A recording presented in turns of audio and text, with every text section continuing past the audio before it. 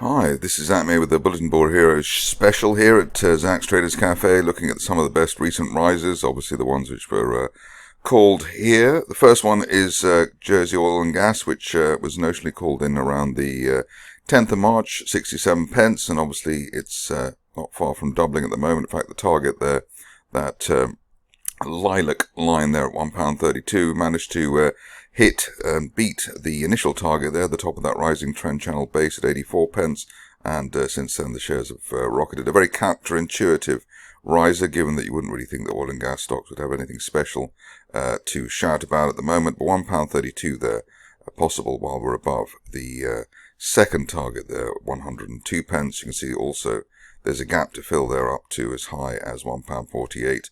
Let's see if the shares can do that, obviously, given how fast the momentum or strong the momentum is at the moment. You can see that things are looking quite rosy while we're above that £1 area.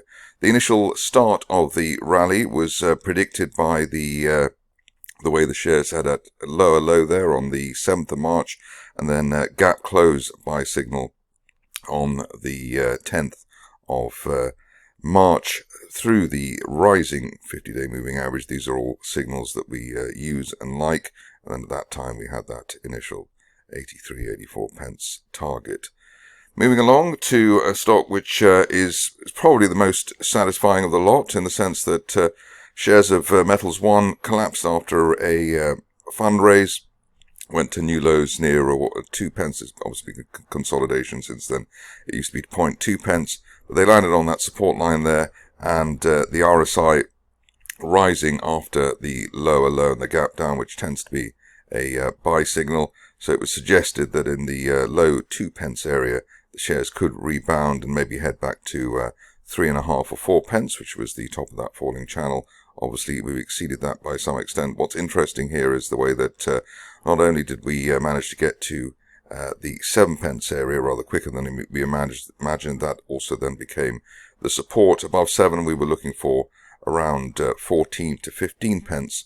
That's been blown out of the water too, as has the next optimistic target at 20 pence. So above 20 pence now, actually, we're looking for as much as 40 pence, which would be phenomenal. The final piece of the jigsaw at the moment is the way that we've got the 50 and 200-day moving averages rising, and that will probably give us a golden cross Monday, Tuesday time. The other thing you can see there is the gap close signal again that we had around 10 pence, so filling that gap there, and then 2 gaps on consecutive days. So this is a stock in a hurry at the moment. Upside valid while we're above that third target there at 20 pence. One of the things about the charting process is that it doesn't necessarily tell you when or how much a stock will go up, and also you have the issue that very often the best rises or recovery situations are stocks which maybe most people would shy away from.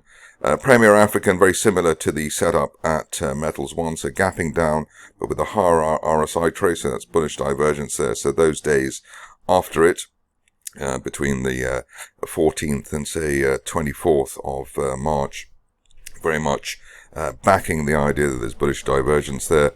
We broke out of that falling wedge there around 0.15.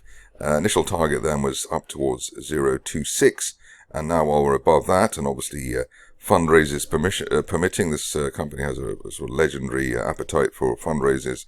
Best case scenario target here, 0.065. So let's see if that happens by the end of this month. But even if that's the end of the recovery there, after filling that gap there from January, say that Premier has done the bottom fishers proud. Another stock which you would almost never believe that would be a big riser is and has been Capai. Here you can see the rally started with a gap through the resistance area. That was around 0.06. First target there, 007. Second target there, around 0.1. And then the third target, which seemed to be slightly difficult to attain, up to 0.19. But we've blown that out of the water too. So we've got one last target there for the near term, 0.35 pence.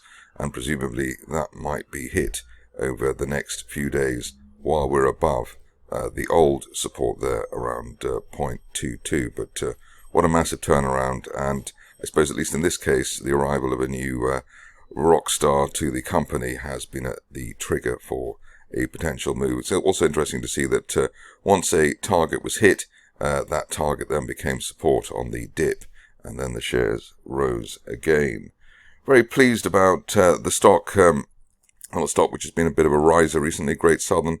Here, the trigger for the rise was actually the news flow. That's what got me looking at it. But in fact, that day there on the 25th of March, when we gapped through resistance, was the trigger for the move up to 2 pence, so notional entry point around there. And obviously we haven't really looked back since then. Target then was up to 3.1 pence. Second target up to 4.5 pence, which is the red line there.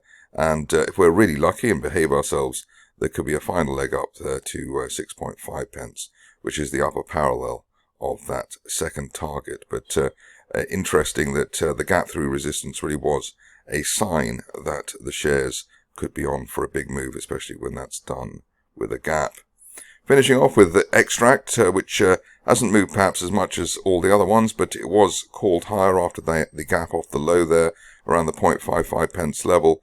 At that stage, we were sheepishly looking for the 200-day moving average at 0.7 pence, but managed to exceed that. And even though we've come back a bit at the end of last week above the first target, the second target there rather at 0.87, we could still get up to 1.3 pence by the end of next month.